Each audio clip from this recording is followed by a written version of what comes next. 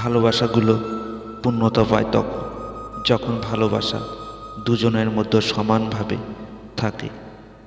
আপন মানুষ তখনই খুব ভালো করে চেনা যায়, অভাব যখন দরজায় এসে দাঁড়ায়। এই শহরে রূপের ব্যবসা হয় মনের না, এই শহরে বিনামূল্যে কষ্ট পাওয়া যায়, ভালোবাসা না। বিষাক্ত মানুষ কখনোই পাল্টায় না, তারা কেবল শিকার পাল্টায়, আর সব কিছুর জন্য সবাইকে দোষ দেয়। যার মন যত সুন্দর তার ভাগ্য ততটাই খারাপ, কারণ সুন্দর জিনিসের উপর মানুষ প্রথম আঘাত আনে।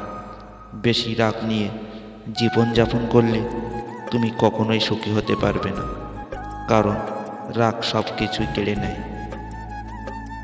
মানুষ তুমি সেই দিন হবে যেদিন কারোর ক্ষতি করার আগে একবার হলেও ভাববে, এটা আমি ভুল করেছি। জীবনে কষ্ট দেওয়ার মতো মানুষ পেয়েছি, কিন্তু কষ্ট বোঝার মতো মানুষ আজও পেলাম না।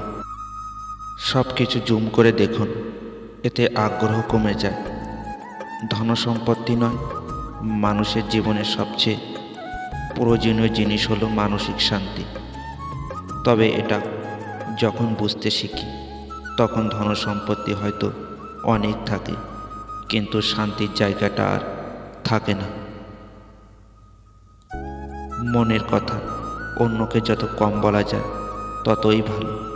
মন বদলায়, কথা ফেরত নেওয়া যায় না।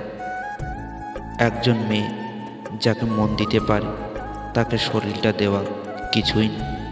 এই শরীর আছেটা কি? অথচ আশ্চর্য, 99% পুরুষের কাছে এই শরীরটাই দাম, মনের দাম নেই কানাকড়িও। শুধু কি নেশা?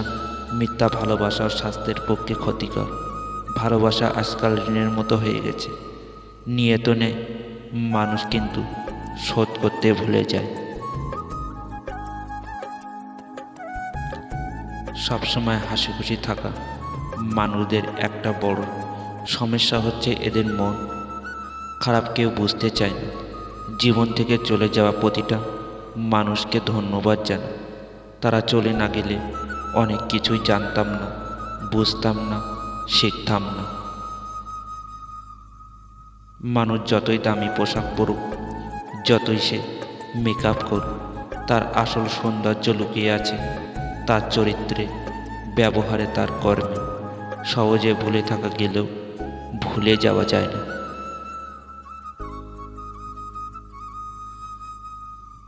স্ত্রীর শরীরে এই 3টি লক্ষণ দেখলে বুঝবেন আপনি খুবই ভাগ্যবান। নাম্বার 1, যে স্ত্রী রূপচর্চার প্রতি আগ্রহ নেই। নাম্বার 2, ঘরের কথা বাইরে বলে না। নাম্বার 3, মিতব্যয়ী। মেয়েদের রূপ না থাকলে কেউ কাছে আসে না, ছেলেদের অর্থ না থাকলেও কেউ পাশে থাকে না। সব মানুষ একই রকম হয় না।